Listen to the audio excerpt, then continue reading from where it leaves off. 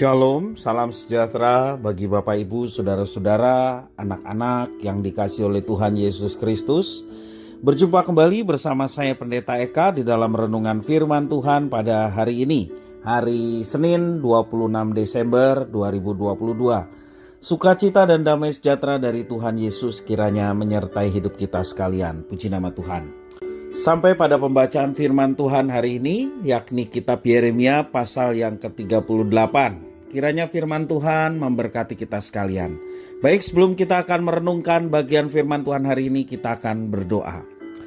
Tuhan Allah Bapa di sorga, di dalam Yesus Kristus, kami datang kepadamu mengucapkan syukur dan terima kasih buat kasih setia Tuhan dan penyertaan yang sungguh nyata dalam hidup kami. Dan kami mau terus dekat dengan Tuhan dan terus belajar firman Tuhan, supaya kami mengerti kehendak Tuhan dan kami laksanakan dalam hidup kami, sehingga nama Tuhan dipermuliakan dan kami boleh terus mengalami penyertaan Tuhan. Terima kasih ya Tuhan, inilah diri kami sedia untuk belajar firman-Mu. Demi nama Tuhan Yesus kami berdoa. Haleluya, amin. Saya akan membacakan dalam Yeremia pasal 38 ayat 14-28. Demikianlah firman Tuhan. Raja Zedekia menyuruh orang membawa Nabi Yeremia kepadanya di pintu yang ketiga pada rumah Tuhan. Berkatalah raja kepada Yeremia, "Aku mau menanyakan sesuatu kepadamu. Janganlah sembunyikan apa-apa kepadaku."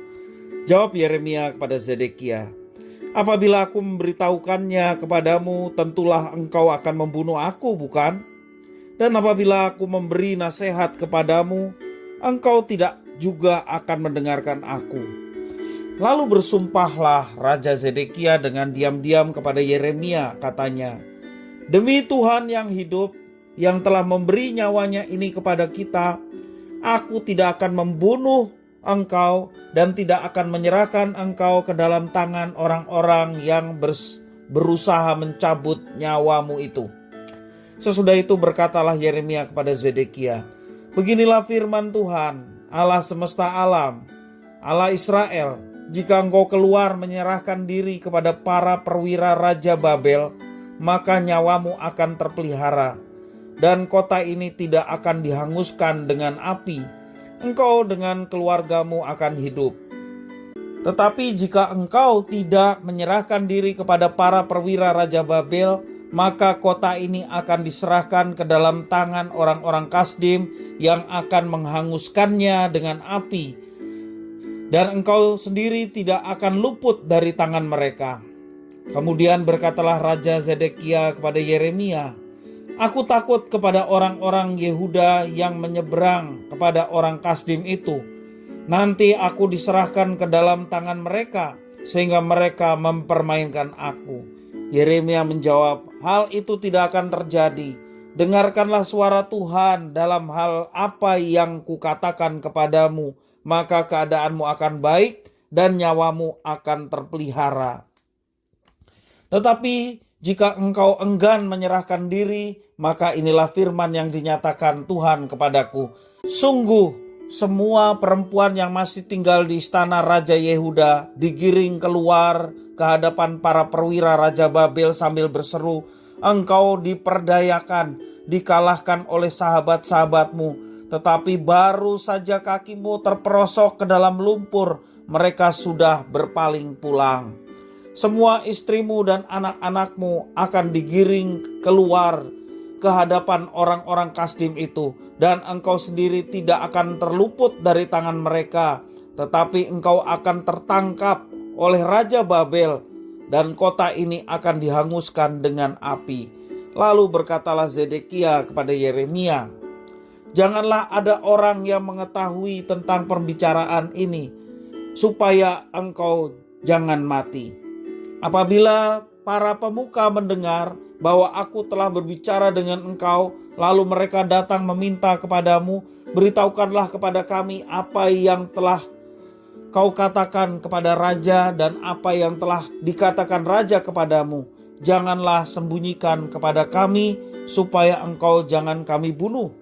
Maka haruslah kau katakan kepada mereka, aku menyampaikan permohonanku ke hadapan raja, supaya aku jangan dikembalikannya ke rumah Yonatan untuk mati di sana. Memang semua pemuka itu datang bertanya kepada Yeremia, tetapi ia memberi jawab kepada mereka tepat seperti segala yang diperintahkan raja. Maka mereka membiarkan dia, sebab sesuatu pun dari perbicaraan itu tidak ada yang diketahui siapapun.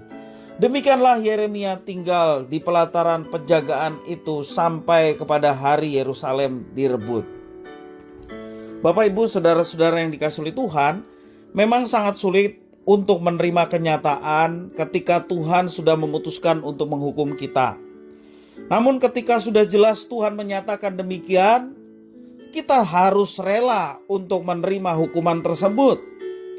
Raja Zedekia menyuruh orang untuk membawa Nabi Yeremia karena ia ingin mendengarkan apa yang Tuhan akan sampaikan. Seperti sebelumnya, Nabi Yeremia menegaskan bahwa raja harus menyerahkan diri kepada Babel. Apabila raja bersedia menyerahkan diri, maka nyawanya akan terpelihara, kota Yerusalem tidak akan dihanguskan dengan api, dan keluarga raja pun akan hidup. Tetapi apabila raja tidak mau menyerahkan diri, maka kota ini akan diserahkan ke dalam tangan Babel, yang akan menghanguskannya, dan Zedekia sendiri pun tidak akan luput dari tangan Babel. Kitab Raja-Raja menunjukkan bahwa Zedekia tidak menyerahkan diri. Yerusalem dikepung oleh Babel sekitar 2 tahun dan akhirnya tidak dapat bertahan. Raja Babel kemudian menghukum Zedekia dengan sangat berat. Anak-anaknya dibunuh di depan matanya, kemudian matanya dibutakan dan ia dibuang ke Babel. Rumah Tuhan, rumah raja, juga semua rumah di Yerusalem dibakar dengan api.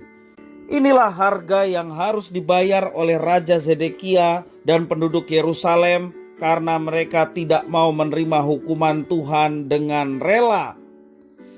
Allah kita adalah Allah yang adil, yang tidak sekali-kali membebaskan orang yang bersalah dari hukuman. Itu penting kita perlu renungkan. Allah kita adalah Allah yang adil dan tidak sekali-kali membebaskan orang yang bersalah dari hukuman. Tertulis dalam Keluaran pasal 34 ayat yang 7. Jika Tuhan sudah memutuskan untuk menghukum kita karena dosa kita, maka hal terbaik yang dapat kita lakukan adalah dengan rela menerima hukuman tersebut seberat apapun hukuman itu. Ketika kita masih tidak rela dan tidak mau menuruti peringatan Tuhan, jangan kaget ketika hukuman yang akan menimpa kita justru semakin berat. Memang hukuman Tuhan kadang merupakan hukuman yang sangat berat, tetapi hukumannya adalah menjadi lebih berat ketika kita tidak rela untuk dihukum oleh Tuhan. Bapak Ibu saudara-saudara yang dikasihi oleh Tuhan, mari kita belajar untuk rela ketika kita melakukan pelanggaran dan kita harus mendapatkan pendisiplinan atau hukuman dari Tuhan. Kita rela menerima itu dan bertobat, mengakui segala kesalahannya. Bukan justru kita melawan dan tidak rela terhadap hukuman ataupun pendisiplinan yang telah Tuhan berikan kepada kita untuk mengembalikan kita menjadi anak-anaknya yang setia.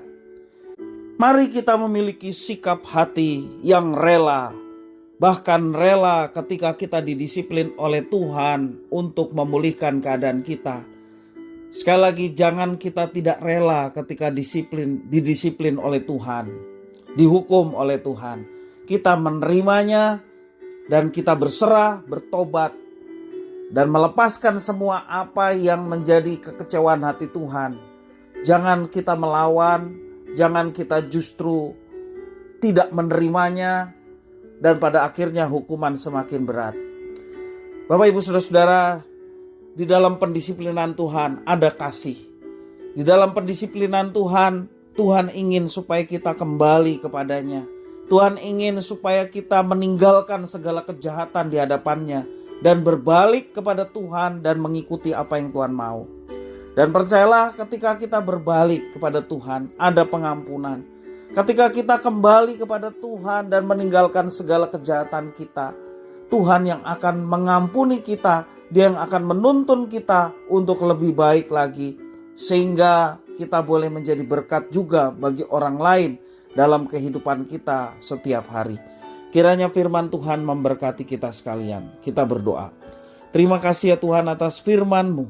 Mampukan kami untuk menjadi pribadi-pribadi yang rela ketika kami salah dan mendapatkan pendisiplinan.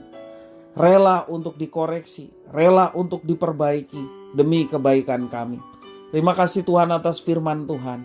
Biarlah kami boleh menjadi pelaku-pelaku firman dalam hidup kami. Terpujilah nama-Mu Bapa, demi nama Tuhan Yesus kami berdoa. Haleluya. Amin.